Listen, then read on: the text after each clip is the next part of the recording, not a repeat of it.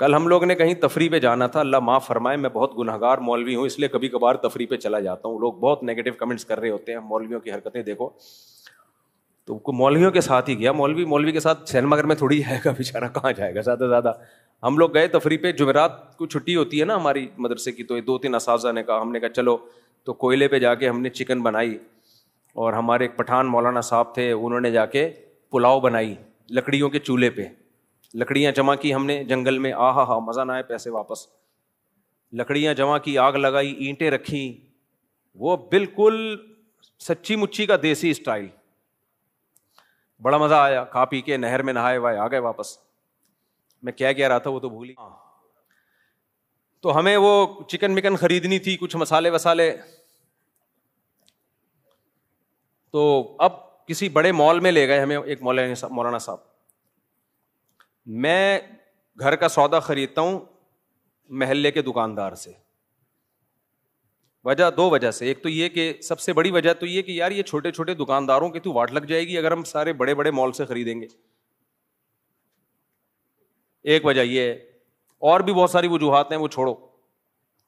اب یہ بڑے بڑے مالز میں ہوتا کیا ہے, یہ ہے سودی نظام کی برکتیں, یعنی نحوستیں. یہ لوگ کروڑوں روپے قرضہ لے لیتے ہیں بینک سے اور ایک بہت بڑا مال بنا لیتے ہیں. میں نہیں کہہ رہا 100% لوگ ایسا کرتے ہیں, میجورٹی ایسا کرتی ہے پوری دنیا میں. اب یہ جو کروڑوں روپے آپ کے ہاتھ میں آ گئے, یہ آپ کی خون پسینے کی کمائی نہیں ہے, یہ باپ سے وراثت میں نہیں ملی جو باپ دادا کی کمائی ہو, جو اب اولاد میں ڈیوائڈ ہو رہی ہے.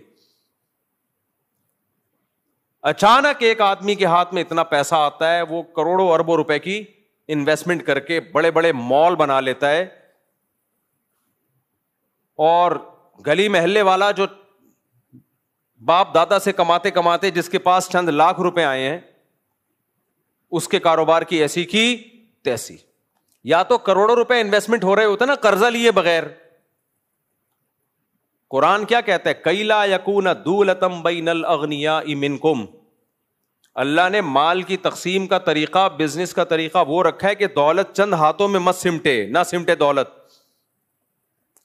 یہ سودی نظام ہے جس کی نحوستیں ہمیں نظر آ رہی ہیں.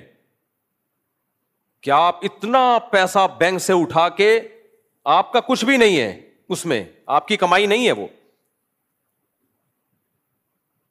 قرضہ لے کے جب آپ بزنس شروع کرتے ہو آپ کا پیسہ تھوڑی ہے وہ, آپ نے تو چند فیصد سود دینا ہے اس کو. تو آپ اتنی بڑی انویسٹمنٹ کر کے اتنے نوٹ چھاپنا شروع کر دیتے ہو, اور جس کے پاس یہ انویسٹمنٹ اتنی نہیں ہے اس کی ایسی کی تیسی, سارا کراؤڈ آپ کی طرف چلا آتا ہے.